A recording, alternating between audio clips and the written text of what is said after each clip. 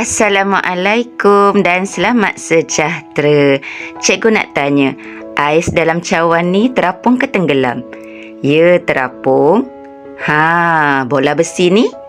Ya betul, tenggelam. Okey, lagi satu. Teringat tak patung itik masa main kecil-kecil dulu? Ni terapung ke tenggelam? Ya betul, patung itik tu terapung.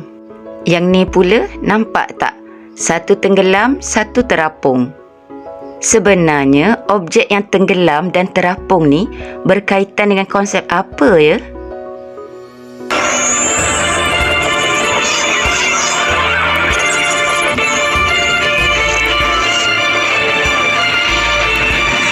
Pelajar-pelajar yang cikgu kasihi, objek tenggelam dan objek terapung sebenarnya berkait dengan konsep ketumpatan.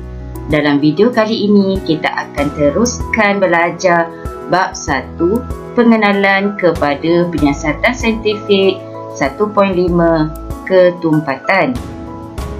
Apakah maksud ketumpatan? Ketumpatan sesuatu bahan ialah jisim per unit isi padu bahan tersebut. Segitiga ini digunakan untuk rumus yang melibatkan ketumpatan, jisim dan isi padu. Jadi melalui segitiga ini kita boleh keluarkan 3 formula. Okey, dalam segitiga ini di atasnya ada jisim, ketumpatan dan isi padu. Pastikan jisim pelajar tulis di bahagian atas, di bahagian bawah ketumpatan dan isi padu. Jadi cikgu buat formula, jangan kacau I. You all jangan kacau I. Okey, jangan untuk jisim, kacau untuk ketumpatan dan I untuk isi padu. Jadi kita keluarkan formula yang pertama. Okey, sekarang kita tutup apa yang kita nak cari. Contoh cikgu nak cari jisim, jadi cikgu tutup perkataan jisim. Alright? So yang ada di sini hanyalah ketumpatan dan isi padu. Jadi kita ambil ketumpatan, kita darabkan dengan isi padu. Maka keluarlah formula ini. Jisim sama dengan ketumpatan darab isi padu. Jom kita tengok formula yang kedua. Sekarang cikgu nak cari ketumpatan. Jadi cikgu tutup perkataan ketumpatan. Yang mana yang tertera? Ya, jisim dan isi padu. Nampak jisim di bahagian atas, isi padu di bahagian bawah. Jadi yang dekat tengah ni seperti garisan ni ialah per ataupun bahagi. Jadi kita keluarkan formula ketumpatan. Make sure pelajar semua ingat unit ni ialah gram sentimeter negatif 3 ataupun gram per sentimeter padu. Sama dengan jisim mesti dalam unit gram dan isi padu dalam unit sentimeter padu. Sekarang formula yang ketiga, iaitu bila soalan minta kamu cari isi padu, kamu kena tutup apa? Ya, betul. Kita akan tutup perkataan isi padu. Jadi yang masih tertera ialah jisim dan juga ketumpatan. Seperti tadi juga, jisim di atas, ketumpatan di bawah. Jadi yang tengah ni ialah per ataupun bahagi. Jadi isi padu sama dengan jisim bahagi ketumpatan. Senang kan nak ingat? Jadi pelajar, ingat segitiga ni, jangan kacau I. Seterusnya kita lihat, bahan yang kurang tumpat akan terapung dan berada di atas bahan yang lebih tumpat daripadanya. Contohnya, ais terapung di permukaan air. Bahan yang lebih tumpat akan tenggelam dan berada di bawah bahan yang kurang tumpat daripadanya. Contohnya, berbola besi tenggelam di dalam air. Baiklah, kita lihat jadual 1.4, contoh bahan dengan ketumpatannya. Emas 19.3 gram per sentimeter padu, lambam 11.3, kuprum 8.92, aluminium 2.70, ais 0.92, gabus 0.24, merkuri 13.60, air laut 1.03, air tulen pada 40 darjah Celsius 1.00 dan petrol 0.80. Jadi kita lihat rajah ini, bahan yang kurang tumpat daripada air akan terapung, manakala bahan yang lebih tumpat daripada air akan tenggelam. Sekarang kita tengok di antara merkuri, air dan juga petrol. Okey, air 1.0, merkuri 13.6. Jadi ketumpatan merkuri lebih berbanding daripada air. Tengok 13.6 lebih besar kan nilai daripada 1. Jadi dia tenggelam di dalam air. Petrol 0.80. Okey, nilainya kurang daripada air iaitu 1. Jadi petrol akan terapung di atas air. Okey, sekarang kita tengok kuprum, air dan juga gabus. Kuprum 8.92, nilai ni lebih besar daripada 1 kan. Jadi kuprum dia lebih tumpat berbanding air. Jadi kuprum tenggelam di dalam air. Gabus pula 0.24. Okey, 0.24 ni dia kuranglah berbanding nilai 1. Okey, jadi gabus akan terapung di permukaan air. Baiklah, sekarang berdasarkan ketumpatan dalam jadual di atas, susunan ketumpatan mengikut urutan atau susunan menaik ialah gabus, petrol, ais, air, kuprum dan juga merkuri. Okey, pelajar boleh lihat susunan bahan dalam silinder penyukat. Okey. So merkuri nilai ketumpatannya paling besar, maka ia berada di bawah. Kuprum 8.92.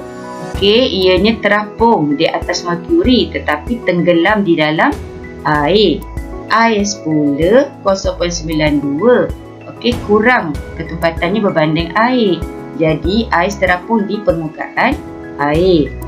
Gabus pula nilainya 0.24. Petrol berapa?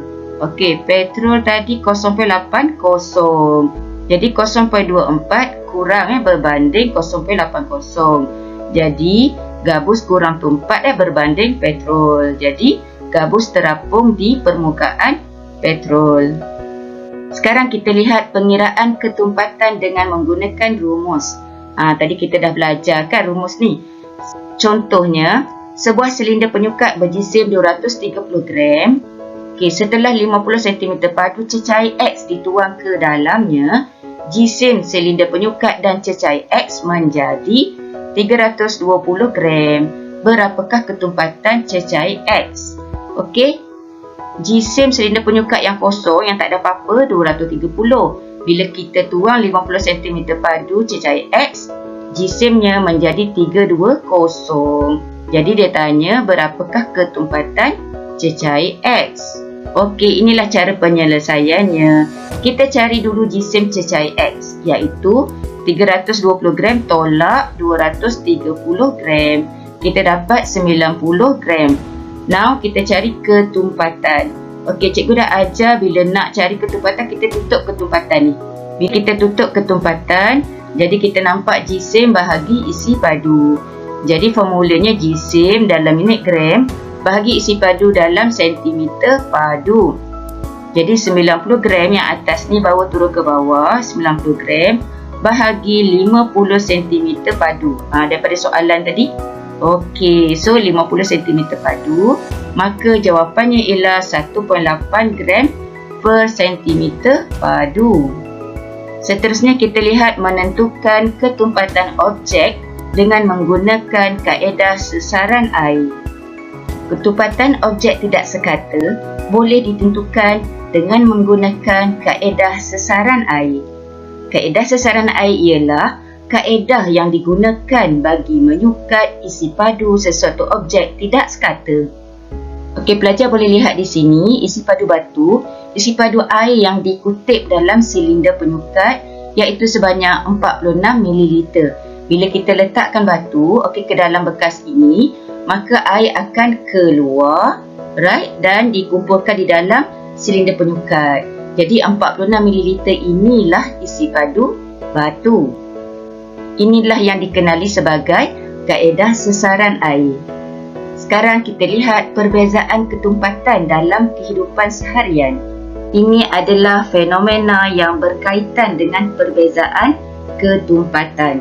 Yang pertama kita lihat Oleh sebab ais kurang tumpah daripada air, maka ais terapung di permukaan air. Yang kedua, belon yang berisi gas helium terapung di udara kerana gas helium kurang tumpat daripada udara. Dan yang ketiga, kayu balak diangkut menggunakan air kerana kayu balak kurang tumpat berbanding dengan air. Bahagian yang terakhir bagi subtopik ini, kita lihat inovasi objek, makanan atau minuman menggunakan konsep ketumpatan. Pengusaha restoran hari ini sungguh kreatif dalam menyediakan juadah makanan dan juga minuman menggunakan konsep perbezaan ketumpatan. Jadi pelajar pernah tak minum minuman yang macam ni? Nampak sedap kan berlapis-lapis tu. Ada teh tarik 3 lapisan, ada juga jus minuman yang berlapis-lapis. Okey, cikgu harap semua pelajar telah pun faham subtopik ini berkaitan dengan ketumpatan. Semoga video ini bermanfaat untuk semua. Jumpa lagi. Jutaan terima kasih saya ucapkan kepada semua subscribers. Tidak kira di mana anda berada, teruskan sokongan anda kepada channel saya. Jangan lupa like, komen, subscribe dan aktifkan notifikasi lonceng agar anda tidak terlepas video terbaru daripada saya. Terima kasih kerana menonton video ini. Terima kasih.